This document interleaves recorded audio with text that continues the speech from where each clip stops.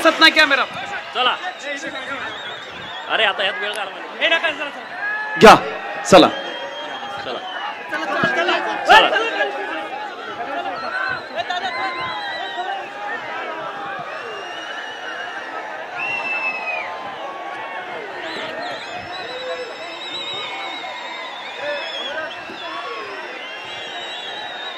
ज्यांना ज्यांना बोलता येतंय त्यांनी माझ्या पाठीमाग जोरदार घोषणा द्या.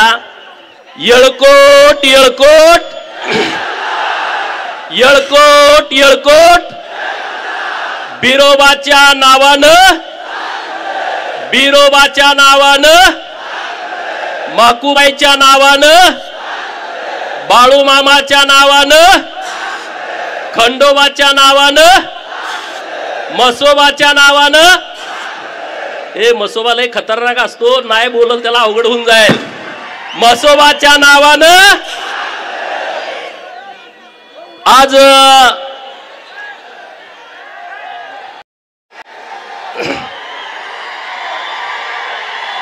अरे त्यांच्या कांठेळ्या बसतील एवढा जर आवाज तुम्ही काढला तर. आज बिरोबाच्या बडामध्ये हिंदू बहुजनांचा दसरा मेळावा होतोय. तुम्ही म्हणणार गेल्या वर्षी बहुजनांचा प्रश्न काही लोकांच्या मनात पडला असेल तर छत्रपती शिवाजी महाराजांनी जे हिंदू धर्मासाठी काम केलं, मोगल राजवटीच्या विरोधामध्ये काम केलं, जेव्हा जेव्हा या भारतामध्ये आक्रमण झाली, हिंदू मंदिरांची तोडफोड झाली, हिंदू मूर्त्यांची विटंबना झाली, तेव्हा माझ्या मायमाऊलीनं पुण्यश्लोक अहिल्या देवीनं हिंदू मंदिराच्या जीर्णोद्धाराचं काम केलं, हिंदू धर्मावरती मायेचा पदर टाकला. आणि मग ज्या अहिल्या देवींचं रक्त माझ्या अंगात सळसळतंय, तुमच्या अंगात सळसळतंय, आपल्या सर्वांची जबाबदारी आहे हिंदू धर्माचं रक्षण करणं. आहे की नाही? सगळे हात वर करून सांगा आहे की नाही? सगळे हात वर करून जोरदार सांगा आहे की नाही? छत्रपती शिवाजी महाराजांच्या हिंदवी स्वराज्याची भगवी पताका छत्रपती शिवाजी महाराजांच्या पश्चात, धर्मवीर छत्रपती संभाजी महाराजांच्या पश्चात ज्यांनी खांद्यावरती घेतली त्या घराण्याचं नाव आहे सुभेदार मल्हारराव होळकर घराणा. आणि त्यामुळं इथून पुढं बिरोबाच्या बनामध्ये होणारा मेळावा हा हिंदू बहुजनांचा दसरा मेळावा असणार आहे. मित्रांनो, गेल्या 6 महिन्यामध्ये महाराष्ट्रामध्ये छत्रपती शिवाजी महाराजांच्या मूर्तीची विटंबना, पुणे जिल्ह्यामध्ये अन्नपूर्णा मातेच्या मंदिराची विटंबना, आपलं जे भवानीपूर आहे पूर्वीचं खानापूर, तिथं महादेवाच्या नंदीची शिंग कापणं, महादेवाच्या नंदीचं कान कापणं, हे अशा ज्या जिहादी प्रवृत्तीनं जे कृत्य चालू आहेत त्या सर्वांना आपल्याला उत्तर द्यायचं आहे. त्यांच्या विरोधामध्ये आपल्याला भूमिका घ्यायची आहे. मित्रांनो, आज दसरा मेळावा आहे. तुम्ही सगळे महाराष्ट्राच्या कानाकोपऱ्यातून इतक्या मोठ्या संख्येने इथं उपस्थित आहात. आता मी भाषण दिलं आणि तुम्ही गेला, परत पुढच्या वर्षी इथं आला, परत मी भाषण दिलं. यासाठी दसरा मेळावा नाही, ही पहिली गोष्ट ध्यानामध्ये ठेवा. तर दसरा मेळावा कशासाठी आहे? अरे आमच्या हृदयामध्ये बाळूमामांची शांतता आहे, आमच्या बहुजनांच्या हृदयामध्ये बाळूमामांची शांतता आहे आणि आमच्या डोक्यामध्ये खंडोबाची खंडात तलवार आहे. आमच्या डोक्यामध्ये खंडोबाची खंडात तलवार आहे आणि आमच्या बहुजनांच्या पोराच्या हातामध्ये महामानव विश्वरत्न डॉक्टर बाबासाहेब आंबेडकरांनी दिलेलं संविधान आहे. आणि या तिन्ही गोष्टीचा मिलाप करून आम्ही बहुजनांची पोरं पुढे जाणार आहे. मान्य आहे का तुम्हाला? मान्य आहे ना? हा देश संविधानावरती चालतो, हा देश कायद्यानं चालतो आणि त्यामुळं कायद्याची अंमलबजावणी करणं ही सरकारची जबाबदारी आहे आणि कायद्याचं पालन करणं ही आमच्या सर्व नागरिकांची जबाबदारी आहे. आणि म्हणून बाबासाहेबांच्या संविधानानं जे नियम, जे अटी, जे कायदे आम्हाला दिलेले आहेत त्या कायद्याच्या प्रमाणे आम्ही चालतोय आणि इथून पुढे आम्ही चालणार आहोत। आज बिरोबाच्या बाणामध्ये आपला दसरा मेळाव्याच्या निमित्तानं तुम्ही सगळेजण आलाय, परंतु एक आम्ही बिरोबाच्या बनाचा आराखडा आम्ही तयार केलाय। तो आराखडा आम्ही तुम्हाला 1 मिनिटात दाखवणार आहे। आम्ही आतापर्यंत जवळपास 5 कोटी रुपये 14 ते 19च्या काळात, नंतर 3-3.5 कोटी रुपयाचा निधी आम्ही आणण्यामध्ये देवस्थान कमिटीच्या सोबत यशस्वी झालो आहे। परंतु आता इथून पुढे आम्ही बिरोबा बनाचा एक आराखडा डेव्हलप केलाय। तो आराखडा तुम्हाला 1 मिनिटात दाखवतो आणि मग मी माझं पुढचं भाषण करतो।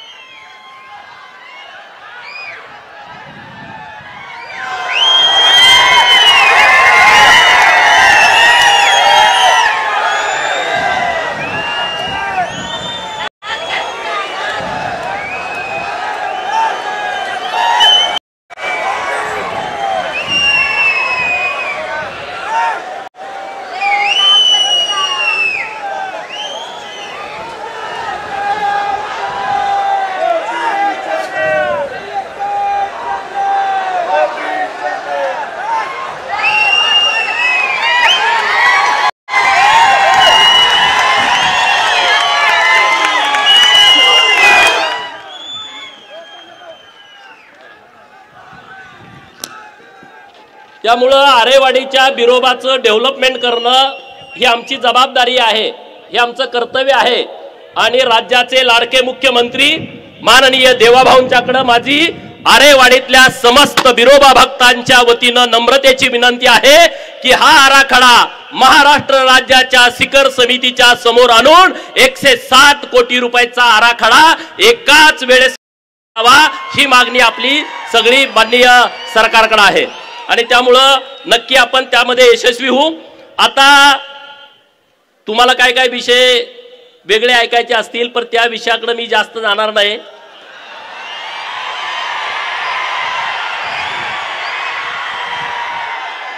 म्हणजे तुम्ही त्या नेमकं त्या विषयासाठीच आलाय काय? आज महाराष्ट्रामध्ये आरक्षणाच्या बाबतीमध्ये गंभीर विषय सुरू आहेत। एका बाजूला मराठा समाज आणि दुसऱ्या बाजूला ओबीसी समाज एकमेकाच्या समोर उभा करण्याचा प्रयत्न केला जातोय। या महाराष्ट्रातल्या धनगर समाजाच्या आरक्षणाचा विषय गेल्या अनेक वर्षापासून संघर्षमय सगळी प्रक्रिया सुरू आहे। गेल्या 50-60 वर्षापासून म्हणजे 1956 पासून या महाराष्ट्रातला धनगर समाज जे 36 नंबरला धनगड आहे तिथं धनगरांना एसटीचा दाखला मिळावा या सातत्याने झगडतोय। मग तेव्हाची नेतृत्व असतील, शिवाजीराव शेंडगे बापू असतील, माननीय अण्णासाहेब डांगे साहेब असतील, माननीय महादेवरावजी जानकर साहेब असतील आणि या सगळ्या आरक्षणाचा मुख्य आयडॉल ज्यांना आपण म्हणतो ते स्वर्गीय बीके कोकरे असतील। तिथून आतापर्यंत आपल्या धनगर समाजाच्या आरक्षणाची लढाई सुरू आहे। आज महाराष्ट्रामध्ये मोठ्या प्रमाणामध्ये आंदोलन सुरू आहे। सगळ्यांची एक मुखान मागणी आहे की महाराष्ट्रातल्या धनगराच्या पोराच्या हातामध्ये एसटीचा दाखला पडला पाहिजे, ही आमची सर्वांची मागणी आहे। गोपीचंद पडळकरची जी धनगर समाजाच्या आरक्षणाच्या बाबतची काल भूमिका होती तीच आज आहे आणि तीच उद्या राहील आणि तीच एसटीचा दाखला धनगराच्या पोराच्या हातामध्ये पडत नाही तोपर्यंत तीच भूमिका राहील जेव्हा धनगराच्या आरक्षणाचा विषय असेल, सरकार आणि धनगर असा जेव्हा विषय चालू, तेव्हा धनगरांच्या बाजून आहे हे सांगायची कुणाला गरज नाही का? काय डाऊट आहे? काय शंका आहे का तुम्हाला? जेव्हा धनगराच्या आरक्षणाचा विषय आहे तेव्हा मी धनगरांच्या बाजून आहे, तेव्हा मी सरकारच्या बाजूचा नाही. पण जेव्हा सरकार आणि विरोधकांचा विषय असेल तेव्हा हा गोपीचंद पडळकर सरकारच्या बाजूनं छातीची ढाल करून उभा राहील. जेव्हा देवाभाऊंचा विषय असेल, देवाभाऊंच्या विरोधामध्ये या महाराष्ट्रातल्या जातीवादी पुढे असतील, गोपीचंद पडळकर देवाभाऊंच्या साठी बाजी प्रभू देशपांडेंची भूमिका घेईल. कारण या महाराष्ट्रामध्ये बहुजनांना, ओबीसींना, धनगरांना कुणी न्याय देऊ शकतो तर हा एकमेव माणूस असा आमचा सगळ्यांचा विश्वास आहे. आणि देवाभाऊंनी तो विश्वास आमचा सार्थ ठरवावा आणि धनगरांच्या पोराच्या हातामध्ये एसटीचा दाखला द्यावा, ही एकमेव आमची मागणी आजच्या मेळाव्याची सरकारकडे आहे. एकमेव मागणी आहे. जेव्हा मी विधान परिषदेचा आमदार झालो आणि हायकोर्टामध्ये केस सुरू होती, मी कधी या गोष्टी बोलत नाही, मी कधी फोटो टाकत नाही, परंतु काल मधु शिंदे साहेबांची मी कुठेतरी मुलाखत ऐकली.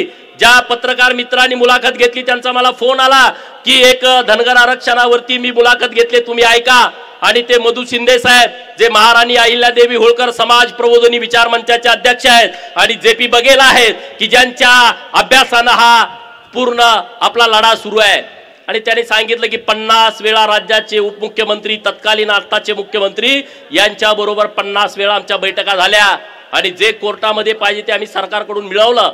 परंतु हा गोपीचंद पडळकर कधी फोटो ट्विट केला नाही, कधी फेसबुकवरती टाकलं नाही आणि कधी त्याची बातमी केली नाही. कारण ज्या गोष्टीची प्रसिद्धी करण्याची आवश्यकता नाही ती प्रसिद्धी गोपीचंद पडळकर कधीच करत नाही आणि पुढेही कधी करणार नाही.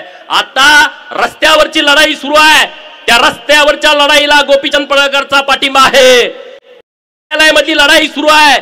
गेल्या 15 दिवसापूर्वी सुप्रीम कोर्टमध्ये आम्ही याचिका अर्ज दाखल केलाय की आम्हाला आता सुप्रीम कोर्टामध्ये केस चालवायचे नाही.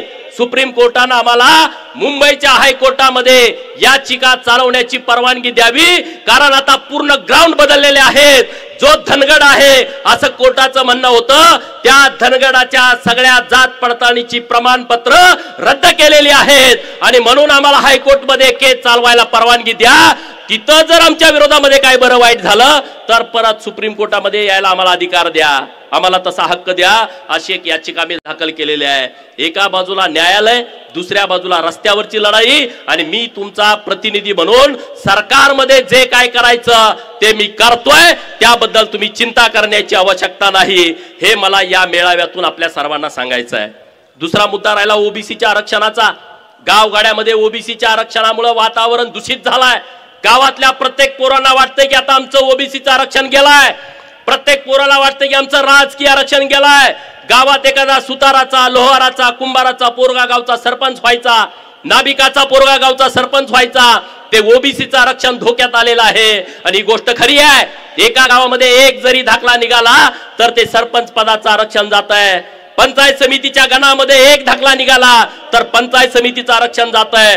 झडपीच्या गटामध्ये एक दाखला निघाला तर झडपीचं आरक्षण जात आहे. महानगरपालिका, नगर परिषदा, नगरपालिका, नगरपंचायती यामध्ये एका वार्डामध्ये एक जरी दाखला निघाला तर ते आरक्षण जात आहे. ही गोष्ट खरी आहे. अनेक लोक बनावट दाखले काढतायत. मराठा समाजाच्या आरक्षणाला आमचा कधीच विरोध नाही, आता पण विरोध नाही. जे वेगळं आरक्षण दिलंय त्या आरक्षणाला आमचा पाठिंबा आहे.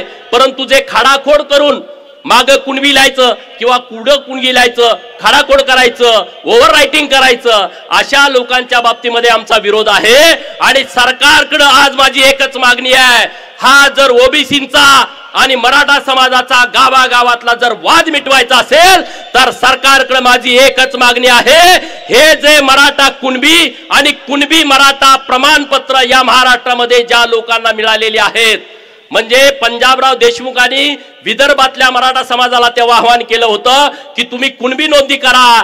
त्या विदर्भातल्या सगळ्या मराठा समाजानं त्यांचं ऐकलं. त्यामध्ये यवतमाळ आहे, त्यामध्ये बुलढाणा आहे, त्यामध्ये वाशिम आहे, त्यामध्ये गोंदिया आहे, वर्धा आहे, नंतर अमरावती आहे, तिकडे चंद्रपूर आहे, गडचिरोली आहे, नागपूर शहर आहे, नागपूर ग्रामीण आहे. या सगळ्या जिल्ह्यातल्या मराठा बांधवांनी कुणबी नोंदी केल्या. ते तेव्हाच कुणबी झाले, त्यांना कुणबी प्रमाणपत्र मिळाली. कोकणातला 3 जिल्हे जे आहेत तिथला मराठा आम्हाला ओबीसीचा दाखला नको आहे, आम्ही 96 कुडी मराठा आहोत, तो विषय मिटला. मुंबई नगर, मुंबई उपनगर हे तिथं मराठा समाज असण्याचा विषय नाही, कारण इकडून आपण मायग्रेट झालेली तिथं लोक आहोत. ठाणे आणि पालघर, पालघर मध्ये पूर्ण आदिवासी समाज आहे ना, तिथं धनगर जास्त आहे ना, तिथं मराठा जास्त आहे. ठाणे जिल्ह्यामध्ये पण तीच परिस्थिती आहे. मग राहिला कुठला? खानदेश. खानदेश मध्ये नंदुरबार जिल्ह्यामध्ये ना मराठा समाजाची संख्या जास्त आहे, ना धनगर समाजाची संख्या जास्त आहे, ना ओबीसीची संख्या जास्त आहे. तिथं आदिवासी बहुल हा नंदुरबार जिल्हा आहे. मग तिथं राहिलं धुळे, तिथं राहिलं नाशिक आणि तिथं राहिलं जळगाव. अलीकडे आलं तर अहिल्यानगर आणि मराठवाड्यातले हे जिल्हे छत्रपती संभाजीनगर, जालना, परभणी, बीड, लातूर, नंतर हिंगोली, नंतर धाराशिव आणि नांदेड या जिल्ह्यामध्ये मराठा समाज आहे की ज्यांना कुणबीचं प्रमाणपत्र पाहिजे. आणि मग पश्चिम महाराष्ट्रातले जिल्हे राहतात सोलापूर, सांगली, सातारा, पुणे आणि कोल्हापूर. हे जिल्हे नीट समजून घ्या. या जिल्ह्यातल्या ज्या लोकांना ज्यांच्या नोंदी शोधून ज्यांना मराठा कुणबी किंवा कुणबी मराठा हा दाखला दिलेला आहे, त्यांचा एक वेगळा प्रवर्ग तयार करा. जसं आता मराठा समाजातल्या नेत्यांचं सुद्धा म्हणणं आहे की आम्हाला राजकीय आरक्षणाची गरज नाही, आमच्या पोराबाळांच्यासाठी शिक्षण आणि नोकरीतलं आरक्षण आहे, आम्ही त्याला विरोध करत नाही. शिक्षण आणि नोकरीचं आरक्षणाचा प्रवर्ग वेगळा करा. जसं विजय एनटी आहे, एनटी ब आहे, एनटी क आहे, एनटी ड आहे, तसं मराठा कुणबी, कुणबी मराठा यांच्यासाठीचा एक प्रवर्ग वेगळा करा. त्यांची संख्या मोजा. दाखले किती दिलेत? मी जबाबदारीने बोलतोय, मी कुणाची तरी खोड काढायच्या हिशोबाने बोलत नाही. 0.25% आरक्षण अत्यंत जबाबदारीने बोलतोय. मराठा कुणबी आणि कुणबी मराठा या प्रवर्गासाठी द्या आणि त्यांना नोकरी आणि शिक्षणाचं आरक्षण द्या. राजकीय आरक्षण देऊ नका. हा गावातला वाद विषय संपून जातोय. संपतोय का? माझी जी भूमिका आहे ती तुम्हाला पटते का? म्हणजे आमचं आणि मराठा समाजाचं गावात भांडण नको आहे, आम्ही भांडण करू शकत नाही. अरे छत्रपती शिवाजी महाराजांच्या भगव्यासाठी लढणारे आम्ही मावळे आहोत. पंढरपूरच्या पांडुरंगाला जाणारा भगवा तो आमच्या वारकऱ्याच्या खांद्यावरती आहे. आळंदीच्या ज्ञानेश्वराला जाताना तो भगवा आमच्या खांद्यावरती आहे. आणि मग त्या भगव्यासाठी आम्ही झटणारी, लढणारी, संपणारी लोक आहोत. आम्ही वाद करणार नाही. हा एक प्रवर्ग वेगळा करा. बिहार मध्ये तसं आरक्षण आहे. पिछडा वर्ग, अति पिछडा वर्ग. पिछडा वर्गाला नोकरीतलं आणि शिक्षणातलं आरक्षण आहे आणि अति पिछडा वर्गाला नोकरीतलं, शिक्षणातलं आणि स्थानिक स्वराज्य संस्थातलं आरक्षण आहे. हा निर्णय सरकारनं घ्यावा. मराठा समाजाचं आणि ओबीसीचं भांडण मिटतंय आणि ओबीसीच्या मनामध्ये जी शंका निर्माण झाली आहे ती शंका मनातून निघून जाते. जाईल की नाही? हे तुमचं जर राजकीय आरक्षण वाचलं, सगळ्यांनी हात वर करून सांगा, हा मोठा विषय आहे. मराठा आणि ओबीसीचा वाद मिटून जाईल. आमचा असा प्रवर्ग तयार करा. तो सरकार करू शकतं. एनटी, विजय एनटीचा प्रवर्ग राज्य सरकारनं केलाय, तसा हा वेगळा प्रवर्ग राज्य सरकारनं तयार करावा अशी मागणी आपल्या माध्यमातून मी सरकारकडे करतोय. आज जिल्ह्यामधलं वातावरण तुम्ही बघताय, बरीच लोक माझ्या विरोधामध्ये भूमिका घेत आहेत.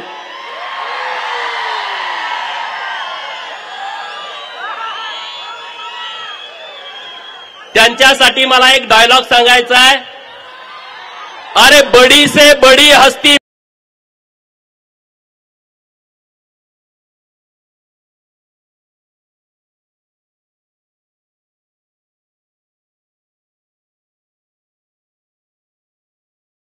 गिराने में.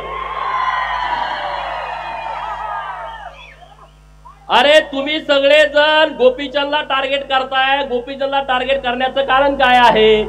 त्यांना माहित आहे हा लोकांना जागा करतोय. हे त्यांचं सगळ्यात मोठं दुखणं आहे. त्याचं मला लोकांना सगळं समजून सांगतंय आणि लोक आम्हाला नमस्कार करायची बंद करते. लोक आम्हाला बोकडं कापायची, घरी जेवायला बोलवायची बंद केलं. गावात बॅनर लोक लावायची ते लोकांनी बंद केलं. हे यांचं सगळ्यात मोठं दुखणं आहे. माझी लढाई प्रस्थापितांच्या विरोधातली लढाई आहे. ज्यांनी कारखाने ढापले त्यांच्या विरोधातली आहे. अरे तुम्ही मला मंगळसूत्र चोर म्हणता, तुम्ही मला मंगळसूत्र चोर म्हणता. जयंतरावला माझा सवाल आहे, तुझ्या कितव्या नंबरच्या बायकोचं मंगळसूत्र मी चोरलं सांग लोकांना.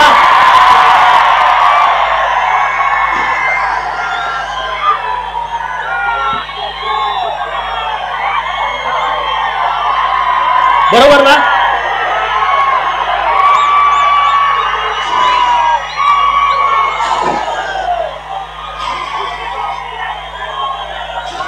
तुम्ही या जिल्ह्याची परिस्थिती बघा. अरे या जिल्ह्यामध्ये खूप लोकांनी काम केलंय. क्रांतिशील नाना पाटलांनी काम केलंय, एक स्मारक नाही. क्रांतीवीर नागनाथांना नाईकवडींनी काम केलं, एक स्मारक नाही. अण्णाभाऊ साठेंनी इतकी मोठी क्रांती केली, 1.5 दिवस शिकलेला माणूस वाळवा तालुक्यातला, कुठं स्मारक नाही. हे सगळं बघा. कर्मवीर भाऊराव पाटील जैन समाजाचा माणूस, आणि या महाराष्ट्रातल्या बहुजनांना मोफत शिक्षण मिळालं पाहिजे म्हणून त्यांनी स्वतःचं आयुष्य खपून घेतला. अरे कर्मवीर भाऊराव पाटलांच्या मुळे अख्खा महाराष्ट्र उभा आहे. परंतु या जिल्ह्यातल्या प्रस्थापितांना कर्मवीर भाऊराव पाटलांचं आयतवडे गावात सुद्धा स्मारक करावं वाटलं नाही. ही माझी भूमिका आहे. तुमचे कुणाकुणाचे घरातले लोक म्हणजेच जिल्हा म्हणजेच महाराष्ट्र या गोष्टी मी मानत नाही, पण त्यांना वाटतं मी चुकीचं बोलतोय. म्हणे गोपीचंद पडळकरचे संस्कार खराब आहेत. जर प्रस्थापितांनो तुम्हाला वाटत असेल गोपीचंद पडळकरचे संस्कार खराब आहेत, याची मला फिकीर नाही आहे. तुम्हाला काही वाटू दे, त्याचं मला घेणं देणं नाही आहे. त्याचं मला घेणं देणं नाही आहे. अरे हम जमाने का ख्याल नहीं रखते, हम जमाने का ख्याल नहीं रखते. क्या जमीर न माने वह सलाम नहीं करते. गोपीचंद पडळकर झुकत नाही, हे यांचं सगळ्यात मोठं दुखणं आहे. अरे पण मी विषय मांडतोय त्याच्यावरती बोला ना. मी जे विषय मांडले त्याच्यावरती चर्चा करा ना. मी काय म्हणतोय, महाकाली साखर कारखाना ज्याचं 110 कोटी कर्ज होतं आणि बँकेनं ती विक्री करायला परवानगी दिली, त्यातली 60 एकर जमीन विका आणि ते कर्ज भरा. 30 लाख रुपये दरानं त्यांनी ठरवली. त्या पोरानं, माळ्याची लिंगायताची पोर आहेत, त्यांनी 15 कोटी रुपये बँकेने भरले. आता उद्या जरी बँकेनं सांगितलं तर 35 कोटी रुपये त्यांची भरायची तयारी आहे. मग तुम्ही तो कारखान्याची जमीन का विकू देत नाही? कारण तुम्हाला अख्खा कारखाना ढापायचा आहे 279 एकराचा. 30 लाखानं दर काढलाय म्हणजे विचार करा. कोर्टानं परवानगी दिली, तुम्ही 60 एकर विका. 60 एकरात कारखाना जिवंत राहतोय. 220 एकर जमीन कारखान्याकडे राहते, कारखाना शिल्लक राहतोय. जयंत म्हणतोय नाही, मला अख्खा ढापायचा आहे. माझ्या जतचा कारखाना, अरे दुष्काळातला कारखाना 280 एकरातला, तिथल्या माझ्या आया बहिणीनं गळ्यातलं कुडूक मुडूक मोडून शरड मेंढर विकून सभासदाची फी भरली आणि नुसत्या 40 कोटी मध्ये हा कारखाना ढापला. 280 एकर जमीन आहे आणि तिथं 10 लाख रुपयाचा दर आहे. मित्रांनो, 280 गुणुले गुंठे करा आणि गुणुले 10 लाख करा. अरे मग मंगळसूत्र चोर भरा. तुम्ही म्हणताय माझ्यावरती खोटं आरोप करून, तुम्ही तर लगा अख्खे कारखाने ढापता. हा, माझ्यावरती मंगळसूत्र चोरीची तुम्ही केस घातली, तुमचा धंदा तो आहे ना. दुसरं तुम्ही काय करू शकता? तुम्ही लढू शकत नाही. तुम्ही पोलिसांना पुढे करू शकता. तुम्ही काय करू शकता? तहसीलदारांना पुढे करू शकता. तुम्ही काय करू शकता? तुम्ही तलाट्याला पुढे करू शकता. गोपीचंद असं नाही. गोपीचंद तलाट्याला पुढे करत नाही, एसपीला पुढे करत नाही, कलेक्टरला पुढे करत नाही, तहसीलदारला पुढे करत नाही. मी सुभेदार मल्हाररावची औलाद आहे, मी समोर लढतो. समोर लढतो. मागे वार करणं माझा स्वभाव नाही. तुम्ही मला किती पण बदनाम करण्याचा प्रयत्न करा, त्याचा मला फरक पडत नाही. आता इथं किती वाजले? 7 वाजून 10 मिनिटं झाली. आता इथं अंधार आहे.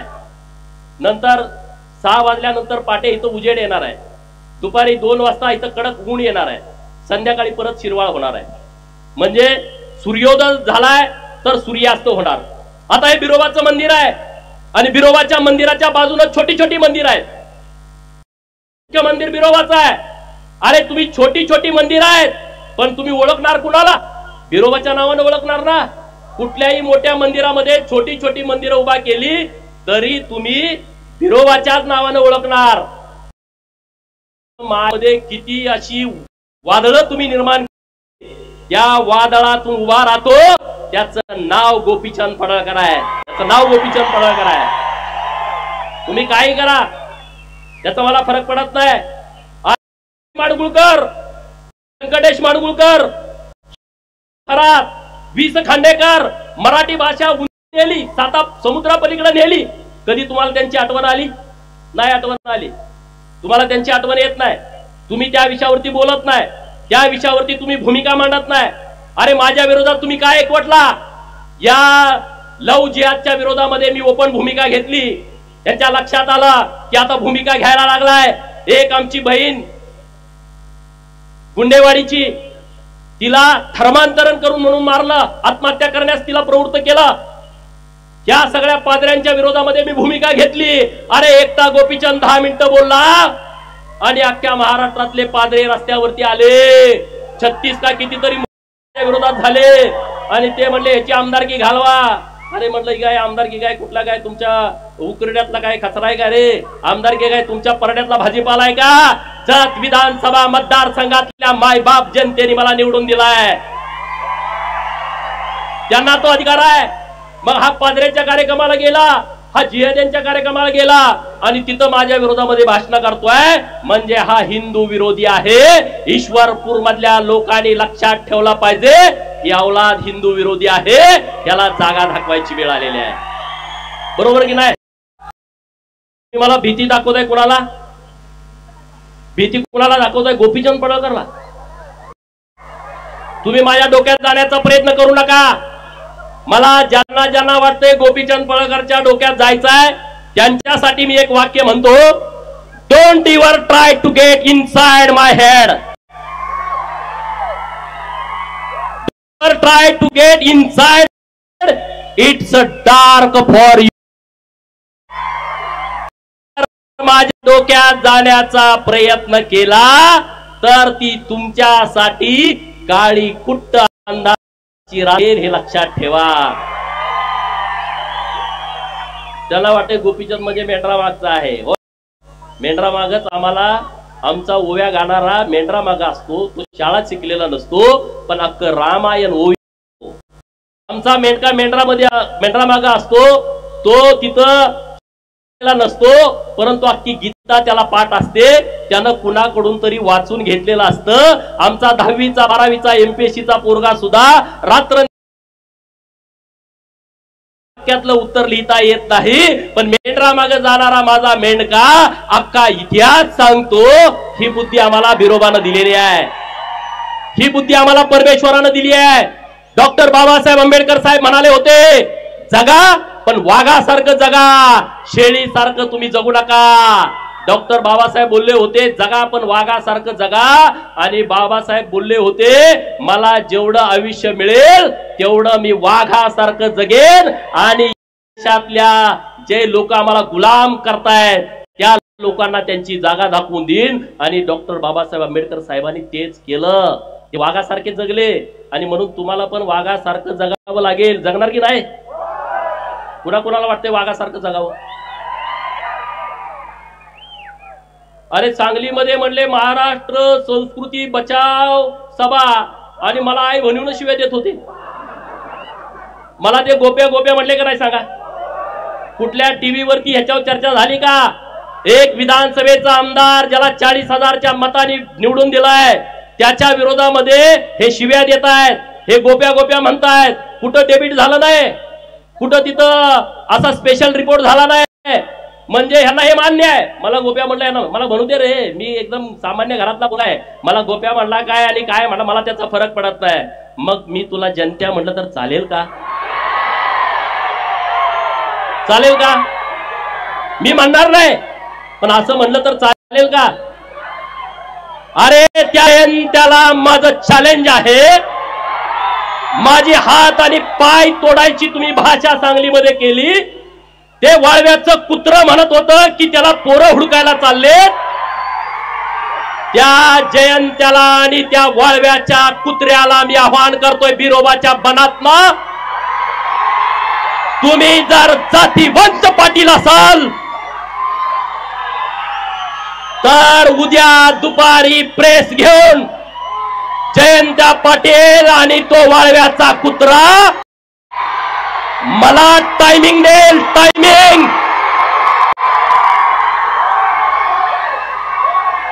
अरे बघा मीडियावाल्यानो, मित्रांनो, हे बघा माझं काय चाललंय, हे वाघ बघा.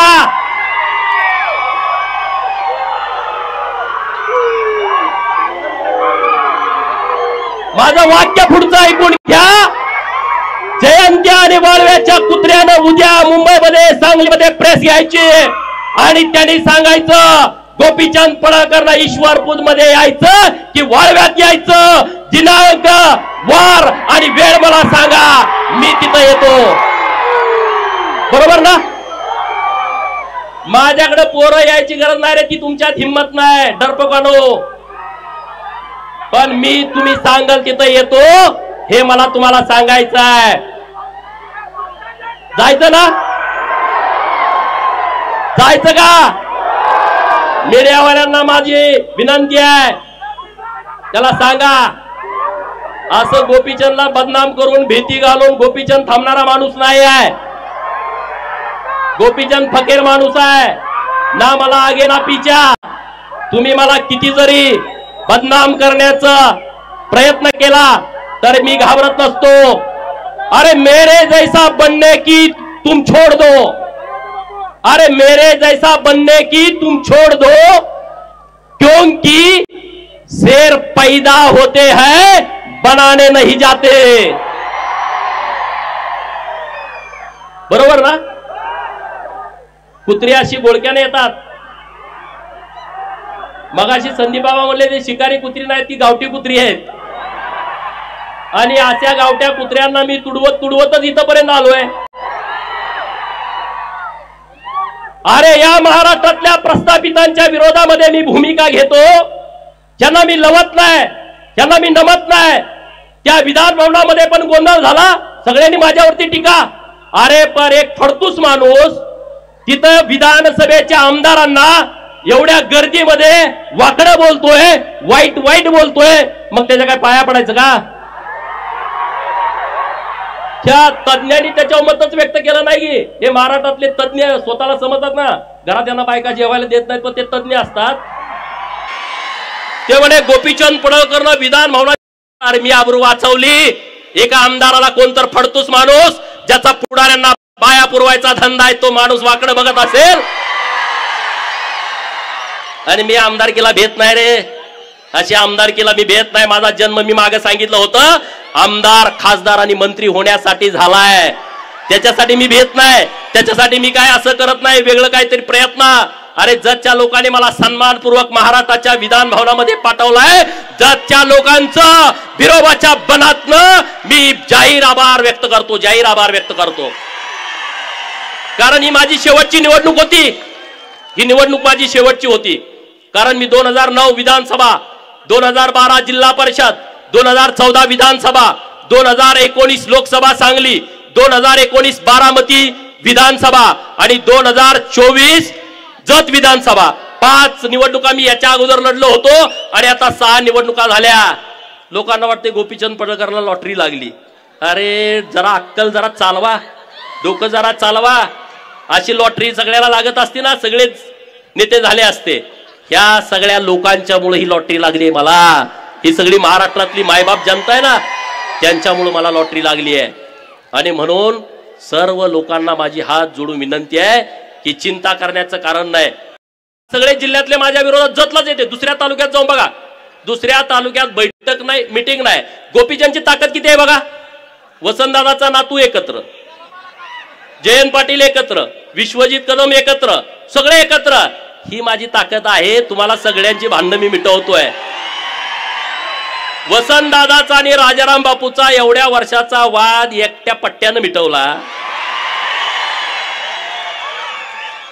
सांगलीमध्ये सभा झाली, जयंत पाटील बापाचा फोटो लावायचा.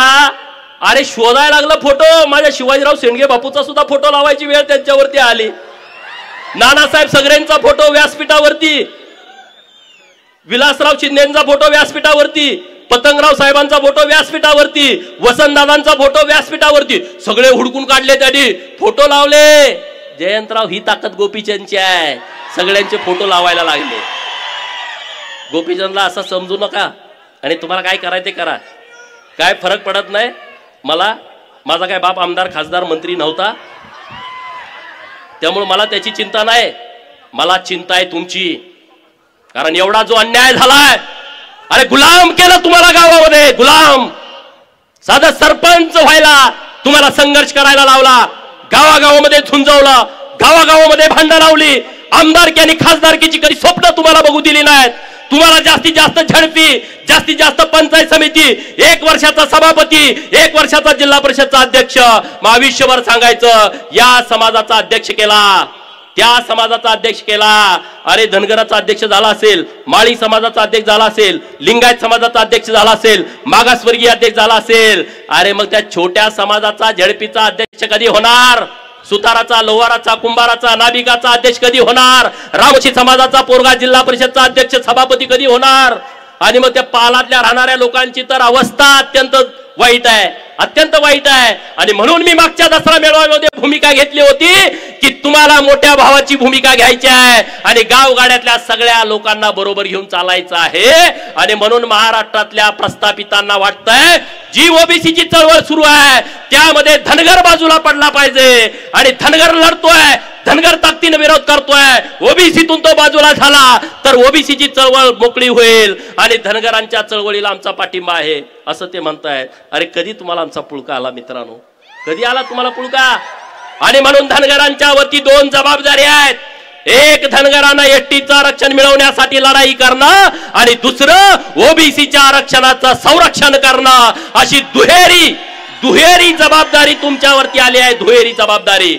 आणि त्या जबाबदारीतून तुम्हाला पार पडायचं आहे. मला तुम्हाला आता विनंती करायची आहे, गावागावामध्ये जी पोरं शिकलेत, अधिकारी झालेत, त्यांच्या सत्काराचे कार्यक्रम ठरवा. परवा मी डपळापूरला गेलो, नंदीवाले समाजाची एक पोरगी पोलीस झाली, अख्ख्या समाजात आनंदाचं वातावरण. एक मुलगी पोलीस कॉन्स्टेबल झाली डपळापूर मधली, मला बोलवून घेतलं, अख्खा समाज गोळा झाला होता. मी मागच्या सभेमध्ये सांगितलं, नंदी बैलवाले समाजाचा पोरगा एक PSI झाला, एक PSI. वैदू समाज, अरे तो औषध द्यायचा पूर्वीपासून, अजून अधिकृत एक डॉक्टर त्यांचा झाला नाही. आणि महाराष्ट्रामध्ये एका घरात भाऊ SP, बहीण कलेक्टर, भावाची बायको प्रांत, बहिणीचा नवरा कमिशनर, एका घरात 4-4, 5-5, 6-6 लोक अधिकारी आहेत. पिवळ्या दिव्याच्या गाड्या त्यांच्या एका घरात आहेत, 5-5, 6-6. आणि असे समाज आहेत, शेकडो समाज. जबाबदारीनं बोलतोय, त्या समाजामध्ये आज मी तुमच्याशी बोलत असताना साधा पोलीस कॉन्स्टेबल नाही, आज मी तुमच्याशी बोलत असताना साधा BMS चा डॉक्टर नाही, साधा BHMS चा डॉक्टर नाही, एखादी नर्स नाही. असे शेकडो समाज या महाराष्ट्रामध्ये आहेत. आणि म्हणून आपली जबाबदारी आहे या समाजाच्या पाठीमागे उभा राहणं, त्यांना जी जमल ती मदत करणं, त्यांना शिक्षणासाठी मदत करणं, त्यांना जगण्यासाठी सहाय्य करणं, आर्थिक व्यवस्था करणं. जिथं जिथं कुठं हे शक्य आहे ते आपण करण्याची आवश्यकता आहे. आता दसरा झाला, 2 दिवसांनी होतोय, दिवाळी येते. माझी तुम्हाला सगळ्याला विनंती आहे, दिवाळीच्या 8 दिवसामध्ये आपल्या घरात जे बनवाल, आपल्या पोराला एक ड्रेस घेतला तर एक ड्रेस त्या पालातल्या पोराला घ्या आणि त्याला जाऊन एक ड्रेस द्या मित्रांनो. एक लाडूची भरणी घरामध्ये केली आहे, त्यातले 25% लाडू त्या पालातल्या पोराच्या घरी जाऊ द्या, डवऱ्याच्या गडसेच्या पोराच्या घरी जाऊ द्या, हेळव्याच्या पोराच्या त्या मुखामध्ये जाऊ द्या. जो डोंबारी आहे, जो घिसाडी आहे, जो तांबट आहे, जो कुडमुड्या जोशी आहे, जो पिंगळ जोशी आहे, मरियाचा गाडीवाला आहे, कडक लक्ष्मीवाला आहे, हे जे सगळे जे गरीब लोक आहेत ते आपले भाऊ आहेत रे. त्यांना कधी सर्टिफिकेट मिळालं नाही, त्यांना जातीचा दाखला मिळाला नाही, त्यांना आरक्षणाची लढाई काय त्यांना माहित नाही, त्यांना स्वतःचं राहायला घर नाही, घर बांधायचं म्हणलं तर जागा नाही. असे समूह आपल्या महाराष्ट्रामध्ये राहतात. आणि म्हणून त्या भटक्या विमुक्तांची जबाबदारी घेणं हे आपलं सगळ्यांचं कर्तव्य आहे. आणि म्हणून उद्या माझा वाढदिवस आहे, तो वाढदिवस आम्ही साजरा करत नाही. जो मराठवाड्यामध्ये पूर आला, जो सोलापूर जिल्ह्यामध्ये पूर आलाय, त्या पूरग्रस्तांच्यासाठी आज माझे मित्र शिवाजीराव डोंगरे साहेब, आम्ही फारुखबाई यांच्या वतीनं 14-15 गाड्या मदत म्हणून आम्ही छोटीशी मदत तिकडे पाठवलेली आहे. उद्या परवा आम्ही आणि जमल ती मदत तिकडे पाठवणार आहे. तुम्हालाही जमल ते वाढदिवसाचा बॅनर लावू नका, जाहिरात देऊ नका, कुठं मला येऊ नका, उद्या मी भेटणार नाही, उद्या तुम्ही येऊ नका, हार तुरे फेट्याला पैसे खर्च करू नका, ते सगळे पैसे तिकडे द्या, नसेल तर मुख्यमंत्री सहायता निधीसाठी ते पैसे तुम्ही द्याल ना. उद्या 1 तारीख आहे, चंद्रकांत दादांनी धमाका केलाय, तुमच्या लक्षात आला असेल. देवाभाऊंच्या नेतृत्वात चंद्रकांत दादांनी धमाका केलाय दादासाठी जरा. अरे अक्षरशः हागाटलंय ते, हागाटलंय. फोनावर फोन सुरू आहेत, करू नका करू नका करू नका. चंद्रकांत दादांनी कोणी सांगितलं की बाबा नो तिकडे मराठवाड्यात पाऊस पडलाय, तुम्ही छोटी करा. म्हणजे छोटी, उद्या सगळे ताकदीनं सांगलीमध्ये या, एकदा हे बाजा वाजवून टाकू, म्हणून मी जास्त इथं बोललो नाही. हा, उद्या सांगलीला कोण कोण येणार आहे? अरे एवढे आल्यावर तिथं जागा पण पुरायची नाही. कारण गोपीचंदला बदनाम केलं तर बहुजनांची चळवळ बदनाम होईल. बऱ्याच लोकांना त्यांनी हाताशी धरलाय, पण माझ्या विरोधात बोलायचं धाडस होईना. बोललं का पोरं चुपून काढतेत म्हणून बोलू नये. माझ्या विरोधात खूप बोलायचंय, खूप गड्यांना माझ्या तोंडावर गोड गोड बोलते. साहेब साहेब मला माहित आहे, अरे मी बिरोबाचा भक्त आहे, मला येणाऱ्यांची मानसिकता कळते, मानसशास्त्र माझं खूप चांगलं आहे. माझ्या जवळच्या पोरांना माहित आहे, रोज माझ्याकडे एवढी लोक येतात शेकडो. पुढचा माणूस काय काम घेऊन आला असेल, मी आधी माझ्या पेयाला सांगतो ह्याचं हे काम असू शकतं. आणि त्यामुळं त्यांना गोपीचंदला डॅमेज करायचं आहे, गोपीचंदला बदनाम करायचं आहे. गोपीचंद हा वैयक्तिक विषय नाही आहे, कारण त्यांना माहित आहे की हा सगळ्या लोकांना जाग करतो. काल आष्ट्यामध्ये एक प्रकार घडला, बिरोबाची यात्रा आहे आणि तिथं ह्याचं बॅनर लावलं होतं. आष्ट्यातला समाज गोळा झाला आणि त्यांनी सांगितलं हे बॅनर काढताय का आम्ही काढू. कालची घटना मी सांगतोय, मला हेच पाहिजे हो, मला दुसरं काय नाही. तुम्ही स्वाभिमानी राहावा, कुणाच्या मागं पुढं फिरू नका आणि सन्मानानं फिरला तर तुम्हाला विचारलं पाहिजे सन्मानानं. आमदाराच्या घरी गेला, तुमच्याकडे बघत पण नाहीत, बोलत पण नाहीत, चहा पी पण म्हणत नाही, आम्ही आमदार देऊ. अरे कशाला? तो तुमच्या मागे लागला पाहिजे. माझं जरा ऐका, ते हुडकत येईल तुम्हाला. कुठं आहे, काय आहे, काय करताय? मी मेंढराकडे आहे, मी तिथं येतो. मी मळ्यात आहे, मी तिथं येतो. आम्ही रानात आहे, मी तिथं येतो. मी कुंभार आहे, तिथं मी गाडगं करतो, आम्ही तिथं येतो ना. ही वेळ मी ह्या प्रस्थापितांच्या वरती आणतो, तुम्ही चिंता करू नका. आता जे माझ्या विरोधात फिरतायत ना, त्यांना माझं सांगणं आहे, तुमचा हिशोब 2029ला बराबर सगळ्यांचा होईल. ती करण्याची क्षमता या बिरोबाच्या बनामध्ये आहे. बिरोबाची ताकद तुम्हाला माहित आहे सगळ्यांना. गोपीचंद एकटा कसा फिरतोय रे राज्यभर? बिरोबाची ताकद आणि आशीर्वाद आहे, माकुबाईचा आशीर्वाद आहे. बिरोबाचा आशीर्वाद असल्या कारणानं प्रस्थापितांच्या छाताडावरती गोपीचंद थाया थाया नाचतो आणि त्याची मला फिकीर कधी वाटत नाही, त्याचा मला कधी पश्चाताप वाटत नाही. हे मीडियामध्ये दिवसभर चालतं, मी बघत पण नाही माझ्या विरोधात कोण बोलतंय. मी कोणाची भाषणं पण ऐकत नाही, मी कोणाचं भाषण आयुष्यात ऐकत नाही. त्यामुळं मी असलं टेन्शन घेत नसतो. मला जे बोलायचं ते मी बोलतो आणि ते मी मागं घेत नाही. आणि त्यामुळे कुठला विषय, अरे आता मला संदीप बाबांनी मागे सांगितलं, मी बोललो ही गोष्ट खरी, तुम्ही अवलाद आहे असं मला वाटत नाही. अरे पण तुम्ही त्याचा गैरअर्थ का घेताय? पूर्वी लोक दत्तक पण घेत होती ना जुन्या काळामध्ये. मला वाटलं त्यांच्यासारखा हा नाही, म्हणजे ह्याला काय दत्तक वगैरे घेतला का? पहिले भांड्यावर बिंड्यावर द्यायची माणसं माहिती आहे तुम्हाला. हा, आपल्या घरात आई आजी सांगते ह्याला भांड्यावरती घेतलाय, अमुक केलंय तमुक केलंय, तो ह्यांच्या मागे फिरत फिरत आला होता म्हणून आम्ही घेतलाय. आपल्या गावात कितीतरी अशा स्टोर आहेत, आणि गावात हे तुला कुणी काढलाय सहज म्हणतात ती माणसं, म्हणतात की नाही, हे तू कुणाची अवलाद आहे रे, तुला काय असं करतो. सहज गावात बसल्यावर दिवसातनं 1000 वेळा लोक बोलतात. बोललो का असं रान तापतंय महाराष्ट्रामध्ये, म्हणे ह्याची संस्कृती खराब आहे. अरे जो बिरोबाचा भक्त आहे त्याची संस्कृती खराब असू शकत नाही. जो अहिल्यादेवीचा वारस आहे तो महाराष्ट्रातला कुठला पोरगा खराब असू शकत नाही. तुमच्या नांग्या ठेचतोय म्हणून मी खराब आहे, आणि तुमच्या नांग्या मला ठेचायच्याच आहेत. आता त्यांचा आरक्षणाचा लय कळवळ आलाय, जे ते उठतोय म्हणतोय धनगर आरक्षणाला आमचा पाठिंबा आहे, धनगर आरक्षणाला आमचा पाठिंबा आहे. तुमच्या बापाचं पत्र घेऊन द्या की रे, देवाबाकडे नेऊन द्या की आमचा धनगरांचा पाठिंबा आहे. इकडे धनगराचं आंदोलन चालू झालं, तिकडे त्याच दिवशी आदिवासी कसं काय आंदोलन करतात रे? कोण आहे त्यांच्या मागं? कोण आहे त्यांच्या मागं? इकडं आंदोलन सुरू झालं, तिकडे ते 5-25 गोळा झाले, धनगरांना घुसू देणार नाही. कोण करतंय? कुणाच्या जवळची ही माणसं आहेत? आणि इकडे तुम्ही आम्हाला सांगता का रे आरक्षणाचा? धनगर आरक्षण मिळवण्यासाठी धनगर सक्षम आहे आणि तो मिळवेल. होऊ नका, नाराज होऊ नका. अनेक अडचणी आहेत त्यामध्ये, ज्या गोष्टी उघड बोलता येत नाहीत, परंतु जे संविधानानं आहे ते मिळवल्याशिवाय या महाराष्ट्रातला धनगर शांत बसणार नाही. आणि ते करत असताना ओबीसीच्या चळवळीला पाठबळ देईल. मराठा समाजाच्या विरोधामध्ये आमची भूमिका नाही, ही काळ्यागडावरची पांढरी रेग आहे. परंतु कायदा मोडून चुकीच्या पद्धतीनं जर कोणी करत असेल तर त्या गोष्टीला आमचा विरोध आहे, हे आमचं सगळं जग जाहीर आहे. त्यामुळं कुणी असा विरोध करण्याच्या भानगडीमध्ये आम्ही नाही आणि त्यामुळे त्याचा कोणी विचार करू नये. परंतु मी जी सरकार जबाबदारीनं मागणी केलेली आहे, हा जर तुम्ही प्रवर्ग वेगळा केला तर मराठा समाजाच्या मुलांना शिक्षण आणि नोकरीतलं आरक्षण मिळेल आणि आमच्या ओबीसीचं गावगाड्यातलं, स्थानिक स्वराज्य संस्थेचं, ग्रामपंचायत, पंचायत समिती, जिल्हा परिषद, नगरपंचायत, नगरपालिका, नगर परिषदा आणि महानगरपालिकेतलं आरक्षण आणि किंवा सहकारी संस्थांमधलं आरक्षण आमचं धोक्यात येणार नाही. आम्ही पूर्ण ताकदीनं असं केल्याच्या नंतर सरकार बरोबर राहू.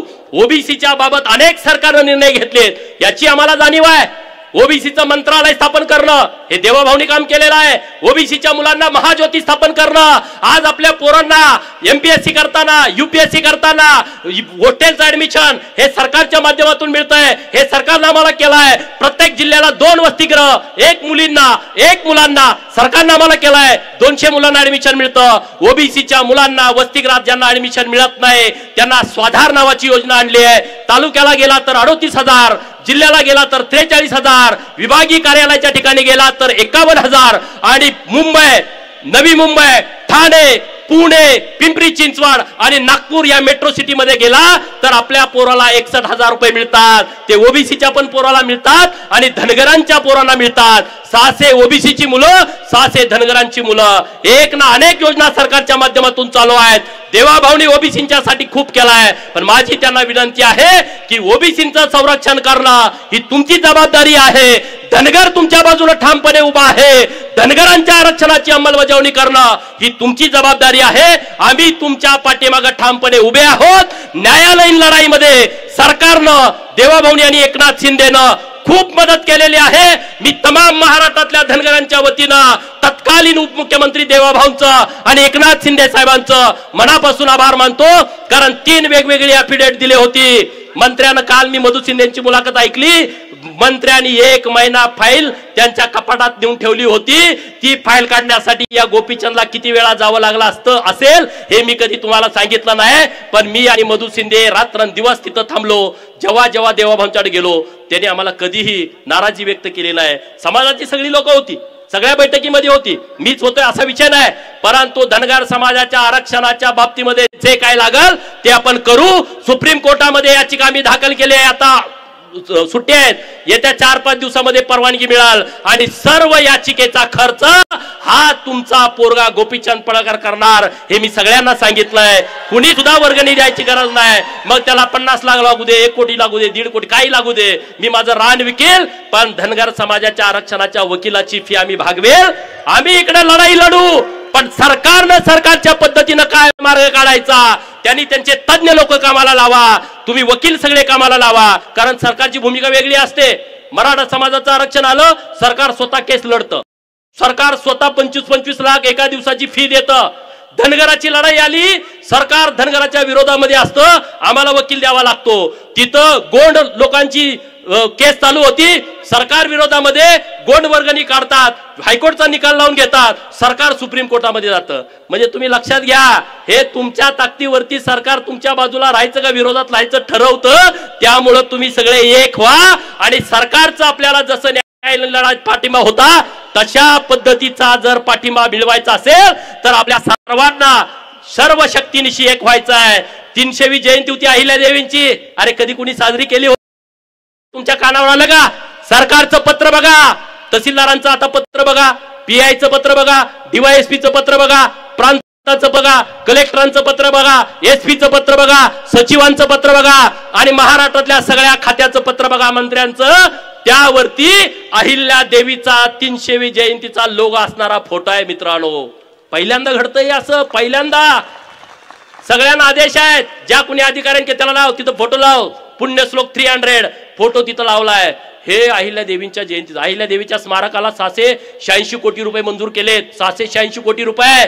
आणि जतला नवीन एक अहिल्या देवींचं स्मारक देवाभाऊ देत आहेत, त्याची किंमत आहे 100 कोटी रुपये. तिथं अहिल्या देवींचा सर्व होळकरशाहीचा सर्व इतिहास आम्ही जतच्या नगरीमध्ये निर्माण करण्याचा प्रयत्न करतोय. आणि त्यामुळं तुम्ही म्हणणार नेमकी तुमची भूमिका काय आहे? मी सरकारमधला प्रतिनिधी आहे, मी सरकारमध्ये सरकारची भूमिका मांडतो. समाजाचा विषय आला समाजाची भूमिका मांडतो, ओबीसींचा विषय आला ओबीसींचा विषय मांडतो. पण सरकार पूर्ण शक्तीनिशी आपल्या बरोबर आहे, आपल्या बरोबर ताकदीनं उभा आहे. वेगवेगळ्या योजना सरकार आणतंय, त्या योजनांचा सगळ्या बहुजनांच्या पोरांनी लाभ घ्यावा.